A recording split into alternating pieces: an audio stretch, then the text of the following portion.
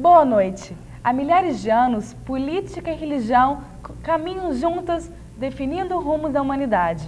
A sociedade atual mantém os laços entre os dois poderes. Prova disso é a grande bancada religiosa no Congresso.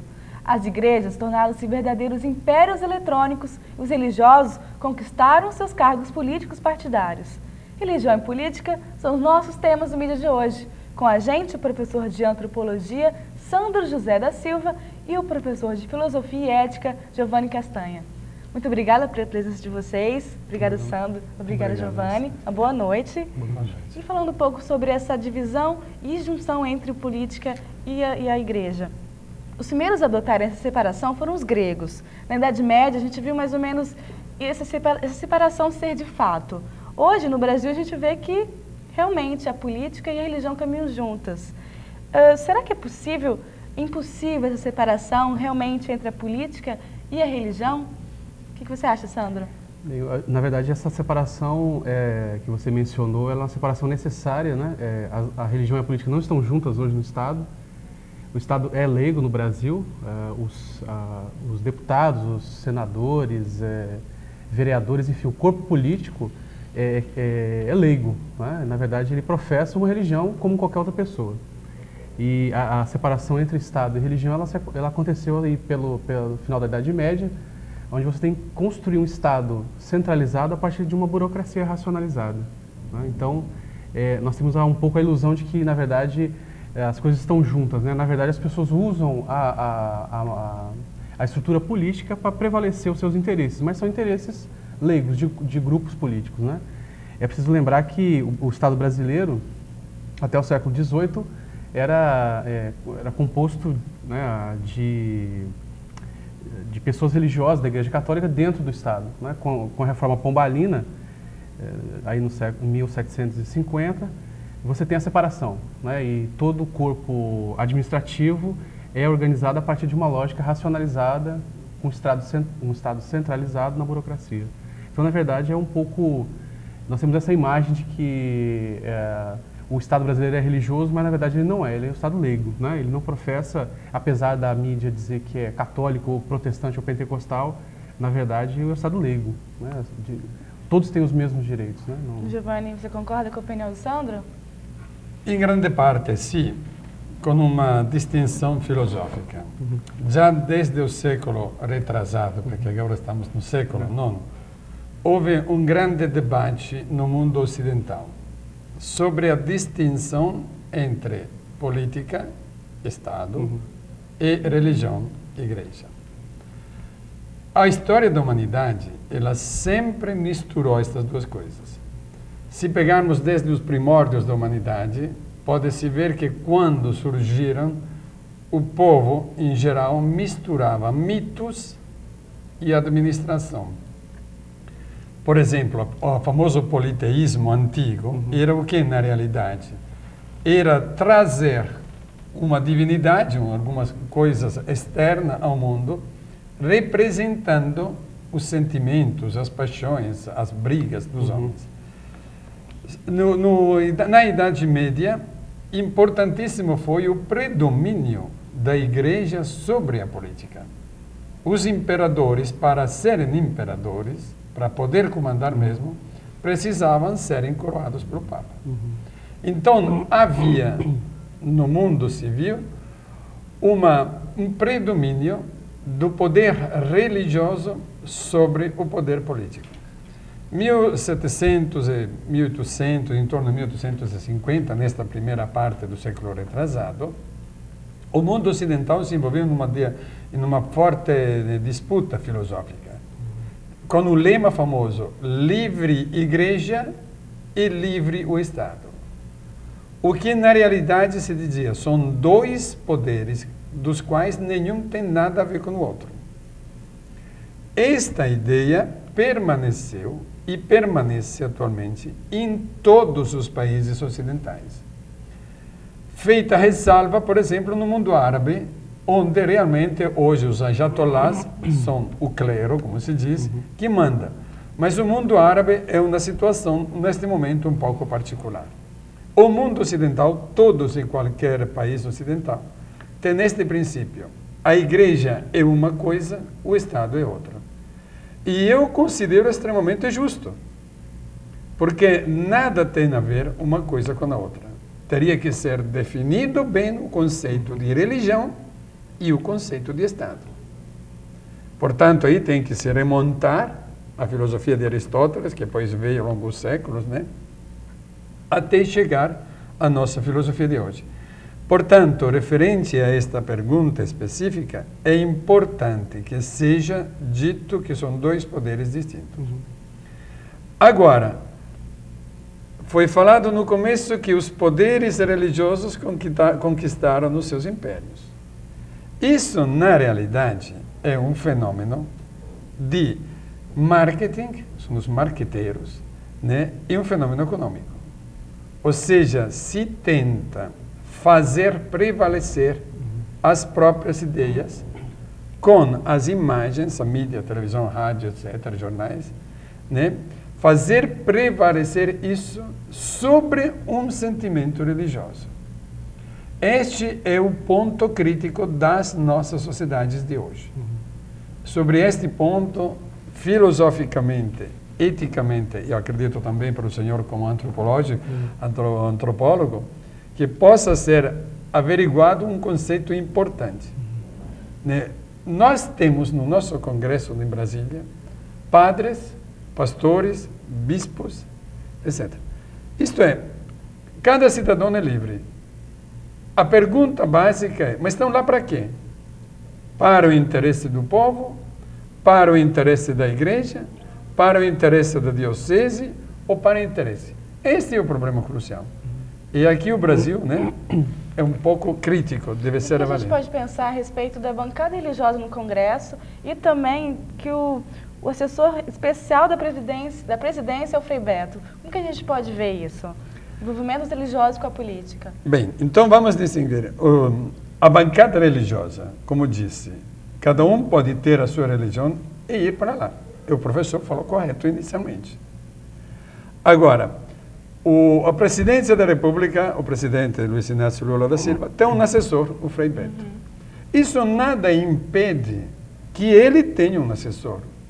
Agora, averiguar... Mesmo que ele seja um religioso. Não tem problema. Eu posso me aconselhar com qualquer um. Eu, por exemplo, de 60 anos, posso me aconselhar beníssimo com uma mocinha de 15 anos. Quem é dono da verdade? Sou o Padre Temer, que é dono da verdade. Então, nenhum problema que o Lula se aconselhe com o Frei Beto. Senhor, qual é a sua opinião a respeito disso, desse envolvimento? Eu gostaria de retomar uma questão, né, que o professor falou. Na verdade, a gente esquece um pouco da história de como é que houve essa cisão entre igreja e Estado, né? Essa cisão não foi uma cisão tranquila e pacífica, né? Nós tivemos guerras seculares, né? A Guerra dos 100 Anos, por exemplo, ela foi motivada por essas questões. E o que está no centro, na verdade, dessa cisão entre o mundo leigo, né, que é o Estado, e o mundo religioso, é o surgimento da burguesia, né?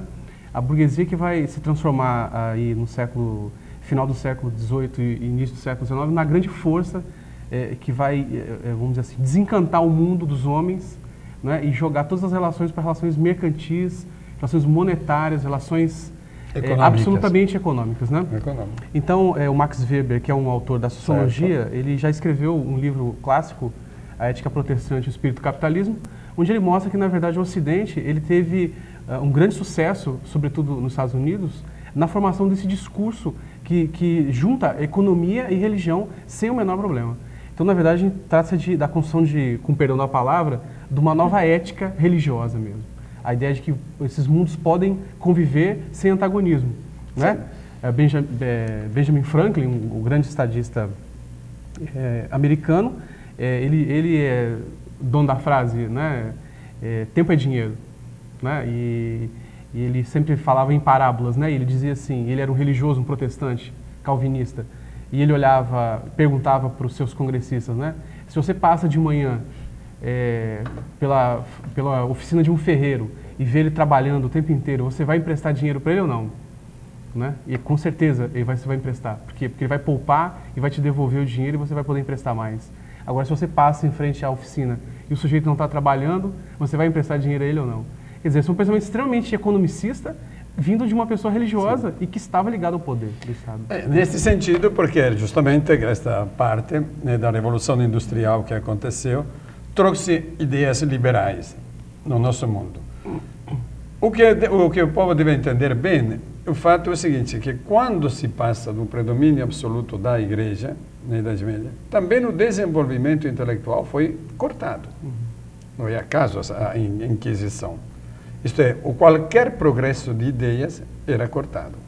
Justamente a Revolução Industrial, que começou na Inglaterra, na Alemanha, na França e por último na Itália, bem por último na Itália, que é o meu país, né? Ali floresceram nisso. Os próprios filósofos que debateram na Livre Igreja e Livre Estado, como o Vincenzo Gioberti e Antonio Rosmini, eles foram sacaneados nesse sentido. Agora, eu friso mais uma vez, religião tem que ser bem definida, porque a religião do jeito que nós estamos tendo hoje é outros 500 engranamentos. Mas a gente cai num problema. Isso. Nós estamos num período de rápidas e intensas transformações, né? A gente sai da modernidade, que é exatamente esse momento aí do século XIX, onde você tem a separação desse homem, né? O homem, ele não é mais essa unidade fechada como queria a igreja, ele agora é essa unidade expandida. Não tem espaço, não tem território que caiba esse novo homem. É justo. E se não cabe esse novo homem dentro do discurso religioso, como é que fica? Então você tem a proliferação de outras doutrinas, né? Porque a dinâmica social, a dinâmica cultural, ela é histórica, não é? E exatamente você tem o surgimento desse novo homem que cabe dentro dele uma ética pentecostal, né? Uma ética do dinheiro, uma ética política. Sobre esses aspectos aqui de várias igrejas, tem que ser definido muito bem. Acho que poucos se atentaram sobre o fato inicial. A história da humanidade, ela vem de um politeísmo. Quando chega o famoso Jesus Cristo, que introduz o monoteísmo, ele é o elo, digamos assim, o cerne das duas visões humanitárias. Porque ele vai introduzir, ao contrário de um potente politeísmo, na sua decadência impersonalizado pelo Império Romano, império próprio, que mantinha com a força o politeísmo, Jesus Cristo vem e diz, não, o Deus é um só. E mais do que tudo ainda, você imagina o poderio militar na época, né, dos romanos, com as legiões, que eram tanques humanos que andavam. E vem um Jesus que te diz, não, olha que a verdadeira religião é o amor. Ama o próximo como a ti mesmo. Isso aqui era uma blasfêmia violenta pelos ouvidos dos romanos. Era um absurdo. Não foi à toa. Sim, depois se conta toda a história, o Evangelho, esta história se conta como morreu Jesus, que tem que ser lido na história. Mas não vamos entrar nesta seara. Então, ali vem um fato histórico importantíssimo. A prevalência do monoteísmo. Imediatamente, o poder religioso toma posse disso. Jesus, ele fala de uma mensagem fundamental. Ama o próximo como a ti mesmo. O marqueteiro de Jesus, no sentido bom que São Paulo me perdoe, não é nesse sentido, São Paulo organiza isso. Organiza e divulga. E é ali que entra o poder. As várias igrejas ou religiões, nada mais e nada menos são que expressões particulares de uma mensagem. Então é por isso que se diz, francamente, no Congresso tem todos, qualquer religião, se diz, a palavra religião nesse caso usada impropriamente, se deveria dizer qualquer seta ou qualquer fação, né, da religião, ou qualquer opinião de uma religião, tem modo de viver, eu não sou contrário que nenhuma viva disso aí. Agora, tem que averiguar o seguinte, mas por que elas vivem? Vivem por quê? É por um interesse econômico? Porque temos que saber. Isso, antropologicamente, pode ver que a religião é usada ainda hoje para manter escravos subjugados, pessoas de humilde extração, que não tiveram possibilidade de estudar, e que, portanto, ele se apresenta, qualquer profeta que apareça ali da frente, ele vai. Bem, a gente vai ter que dar uma pausa para o nosso intervalo, nosso assunto é realmente muito extenso, a gente volta daqui a pouco. Aguarde um minuto só.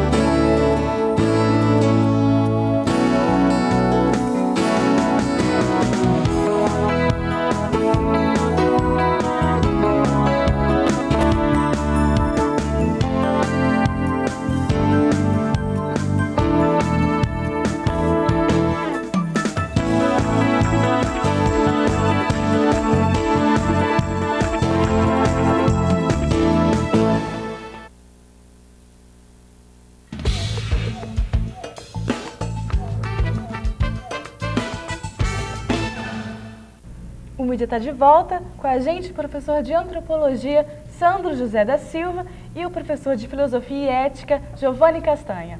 Continuando nosso papo, como você vê a ascensão da igreja evangélica nos últimos 15 anos? Pode responder para a gente, Sandro. Meu trabalho foi com pentecostais aqui no Brasil, né? Então eu pude estudar um pouco a dinâmica religiosa, desde o surgimento do pentecostalismo, esse que a gente conhece na rua, né? Que é aquele pentecostalismo mais de manifestações de dons, enfim. Ele surge nos Estados Unidos, né? E na verdade há uma grande celeuma em torno dessas religiões, porque hoje tem um contradiscurso que diz que essas religiões só pensam em dinheiro, só pensam em poder, só pensam em, enfim, a ascensão social dos seus membros. E na verdade o surgimento da história delas e o público que ela atende, o público que ela orienta é um público bastante humilde, né? Então por conta disso surgiram uma série de interpretações. Talvez a primeira dela, e a que ficou mais forte de todas, é aquela que diz que, na verdade, os pastores são grandes manipuladores das consciências e as pessoas estão ali porque são ignorantes, são analfabetas, né? Então, essa é a grande interpretação, no meu ponto de vista, é uma interpretação equivocada, porque ela tem um discurso por trás, que é o discurso da classe média burguesa brasileira, né? A igreja evangélica, aliás, a igreja católica, ela perdeu um pouco essa ascensão da igreja evangélica? Essa é a crítica. Exatamente na década de 50 e 60, você tem um crescimento muito grande das denominações no Brasil, né? A Assembleia de Deus, por exemplo, ela tem um crescimento muito grande, ela já tinha chegado no Brasil no início do século, em Belém, e ficou durante muito tempo na fronteira, vamos dizer assim, do sistema do Brasil. E barrando a ascensão delas para os centros, estava exatamente a Igreja Católica, que através da influência que tinha nos prefeitos, nas prefeituras, impedia que as pessoas pregassem em público, né? Então a Igreja Católica tem um papel muito complicado aí. Posteriormente, na década de 60, você tem, junto com o surgimento dos pentecostais no centro das cidades, você tem também o discurso das SEBs, as comunidades eclesiais de base, que tem um discurso extremamente politizado, né? Então, na verdade, a Igreja Católica ela pensou que matou dois coelhos com a cajadada só. Ela criticou ao mesmo tempo as SEBs por estar se dedicando à política, né? E nisso os membros estavam deixando a espiritualidade indo atrás da política, e por outro lado criticou os evangélicos, né? Que estavam se aproveitando disso para aumentar o seu séquito de crentes, né? Da membresia. E, na verdade, esse é um discurso político da igreja. Então, é o que aparece na mídia, sempre. Você abre o jornal, você vê um programa de televisão e está sempre todo mundo só repetindo essas relações. Na verdade, o que nós temos é o crescimento do pentecostalismo também em estratos médios das classes sociais brasileiras, né? Hoje você tem grandes religiões, eu estudei a Igreja Maranata, que tem médicos, engenheiros, enfim, a classe média mais escolarizada. Então, na verdade, o discurso da Igreja Católica não se justifica muito. Você até citou um pouco a mídia. Sim. Tem uma resposta? Não, eu gostaria de retomar a frase que tinha falado no bloco anterior, que é o seguinte: quando se fala de religião, tem que ir na essência da religião. E a essência da religião é aquela pelo qual Jesus Cristo pagou, né, no momento que passou do politeísmo ao monoteísmo. Eu terminei antes da minha fala dizendo que qualquer expressão religiosa é válida. Portanto, católica, pentecostal, etc., não tem problema. Hoje se pode ver, pelo menos, que a Igreja Católica ela tem um discurso de fé mais aderente, mais, digamos assim, próximo ao conceito inicial de Jesus Cristo. Mas não quer dizer com isso que as outras religiões sejam certas ou erradas. Inclusive, colocar, digamos, este dualismo católico e protestante é uma tautologia, como se diz em filosofia, é um problema oposto. Porque desde que um tem na religião, ele pode ser pentecostal, pode ser católico, pode ser maranata, etc. Isto é uma forma diferente de um do outro de expor o seu problema. Agora, eu queria voltar à essência. Eu queria dizer o que é realmente o conceito, porque todo mundo fala de fé. E esta fé é o quê? Na maioria das pessoas se responde à fé que é acreditar. Não concordo. O filósofo holandês Søren Kierkegaard, ele usa uma comparação, uma metáfora, para indicar a fé que talvez se consiga entender. Ele diz o seguinte: a fé é caminhar feliz, contente, quase pulando, né? E num local totalmente escuro, mas próprio escuro que não tem nem uma velinha. E você sabe que aquele local é cheio de buracos, de cobras, é o que você quiser. E você é convidado a caminhar tranquilo. Agora eu pergunto, você caminharia num lugar deste? Provavelmente não. O colega também não. É uma comparação, é uma metáfora. Não vamos dizer que é verdade. Ele, porém, me identificou este fato. No momento que eu acredito em algo, e neste caso se chama de fé, se chama de Deus, mesmo sabendo, eu vou à frente. Portanto, este Kierkegaard é interessante, porque ele não tira e diz, eu acredito nisso, eu vou na frente tranquilo no meu caminho. É Deus manifestado nas formas e nas cerimônias da Igreja Católica. É o mesmo Deus dos pentecostais manifestado nas formas, nas cerimônias. É o Alcorão, no Maomé, como dizem os muçulmanos, ou é qualquer outra divindade. No fundo, a pessoa humana que sabe caminhar com segurança e até com alegria e num ambiente perigoso, como é na metáfora de Kierkegaard, isso significa dizer que ele se realiza, que ele é seguro. Obviamente, aqui entra, portanto, colocar o problema hoje, voltando à pergunta inicial. Igreja Católica, Pentecostais e crescimento isso ali. Eu acredito que todos, inclusive a Igreja Católica, perderam o sentimento, o ponto central pelo qual uma religião existe.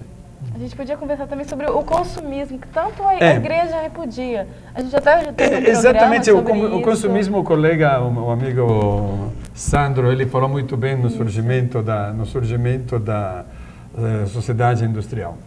Olha bem o que aparece na humanidade. A humanidade, nestes 2 séculos, passou por 2 grandes fenômenos. O marxismo, o comunismo.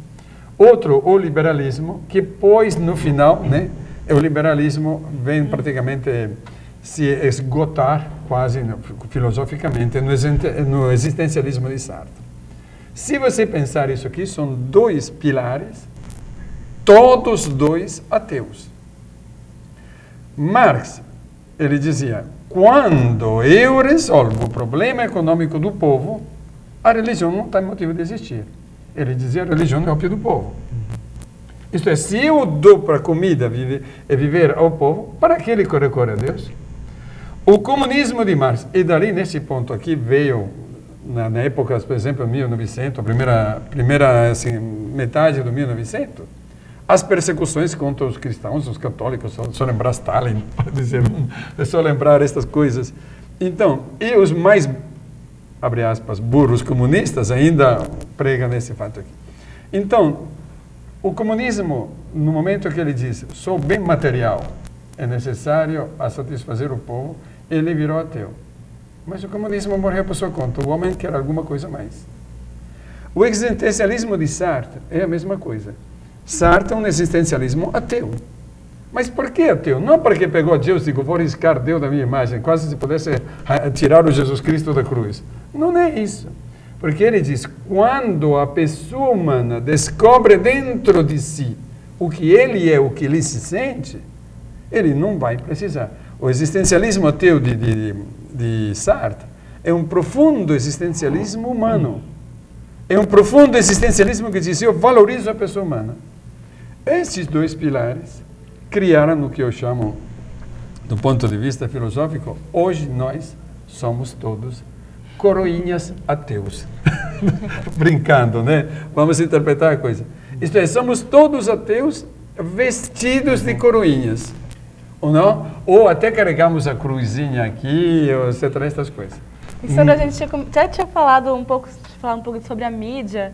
E algumas igrejas, aliás, a maioria das igrejas já tem até concessões de rádio e de televisão, criando realmente um império eletrônico. O que você pensa a respeito disso? Não, são livres para fazer isso, sem dinheiro, né?